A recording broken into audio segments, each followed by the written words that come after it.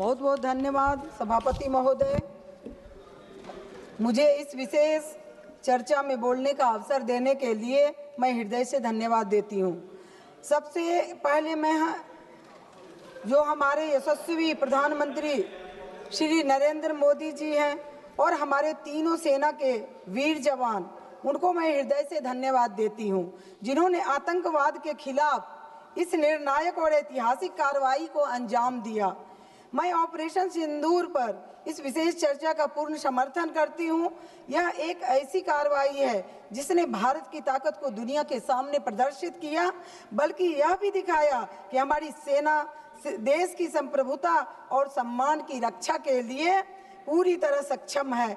हमारे नेता और बिहार के मुख्यमंत्री श्री नीतीश कुमार जी ने ऑपरेशन सिंदूर के बाद कहा था कि आतंकवाद के विरुद्ध पूरा देश एकजुट है और भारतीय सेना के साहस और पराक्रम पर पूरे देश को गर्व है।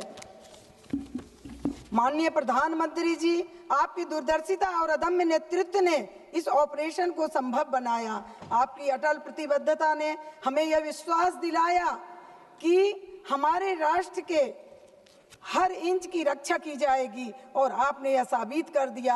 भारत किसी भी चुनौती का सामना करने के लिए सक्षम है। माननीय रक्षा मंत्री जी, आपके कुशल मार्गदर्शन और रणनीतिक सोच ने हमारी सेनाओं को वह शक्ति और दिशा प्रदान की जिनकी उन्हें सबसे अधिक आवश्यकता थी। आपने यह सुनिश्चित किया कि हमारे जवानों को सर्वोत्तम उपकरण और समर्थन मिले और ताकि वे अपने कर्तव्यों का निर्वहन पूरी बहादुरी और प्रभावशीलता के साथ कर सके। माननीय गृह मंत्री जी, आपकी निगरानी में आंतरिक सुरक्षा के मोर्चे पर भी अभूतपूर्व समन्वय और समर्थन देखने को मिला। ऑपरेशन सिंदूर केवल सीमाओं पर लड़ा जाने वाला युद्ध नहीं था, बल्कि हमारे देश के भीतर भी शांति और व्यवस्था कायम रखने का एक प्रयास था, जिसने ये भूमिका अमूल्य रही। इसमें ये बताया गया हमारी जो बहनें, हमारी जो बेटियां जो सुहागन थी कि उसके सिंदूर को उजाड़ा गया, उनके सुहाग को लूटा गया, लेकिन हमारे देश के प्रधानमंत्री जी ने जवाब दिया।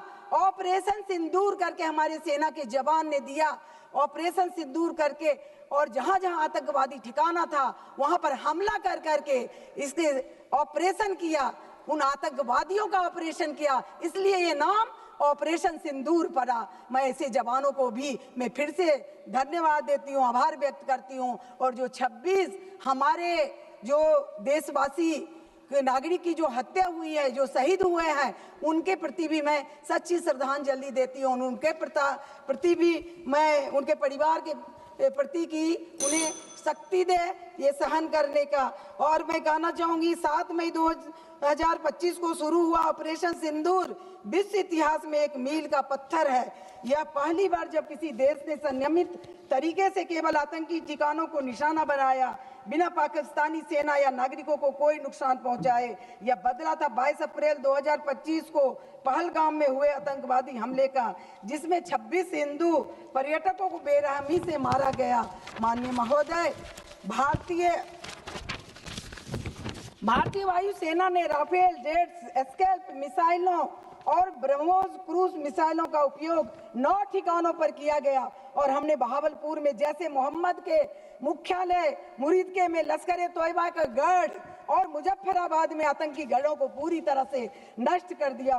ऑपरेशन सिंदूर एक संदेश था बॉर्डर पर बैठे पाकिस्तान को, जिसने पिछले 70 वर्षों से भारत में अशांति फैलाने की कोशिश कर रहा। हमने दुनिया को यह भी दिखा दिया कि हम युद्ध में भी शराफत रखते हैं।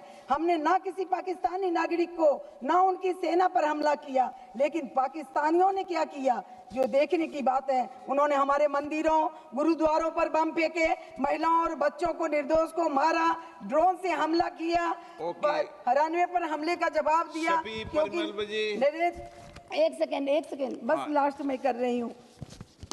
माननीय महोदय, एक महिला सांसद होने के नाते मेरे लिए इस देश की करोड़ों महिलाओं के लिए यह गर्व का क्षण था जब कर्नल सोफिया कुरैशी और विंग कमांडर व्योमिका सिंह ने ऑपरेशन सिंदूर की सफलता पर देश को संबोधित किया। जब उन्होंने दुनिया को बताया कि भारत ने कैसे दुश्मन के घर में घुसकर उसे सबक सिखाया, ये करने के। और मैं लास्ट कर रही हूँ, आप ज़्यादा समय हमें दिए नहीं, मैं थोड़ा और लेना चाह रही थी। हमारी सरकार ने रक्षा बजट और स्वदेशी उत्पादन को बढ़ाया। और दूसरा है, मैं अपनी बात को एक शायरी के साथ समाप्त करना चाहूंगी। हम वो नहीं जो जख्मों पर सिर्फ मरहम लगाते हैं, हम अब जख्म देने वालों का वजूद मिटाते हैं। तुम्हारे हर प्रहार का अब हिसाब होकर रहेगा। ये नया भारत है, नए यहाँ इंसाफ होकर रहेगा। जय हिंद, जय भारत। बहुत बहुत धन्यवाद। श्री शफी परिमल।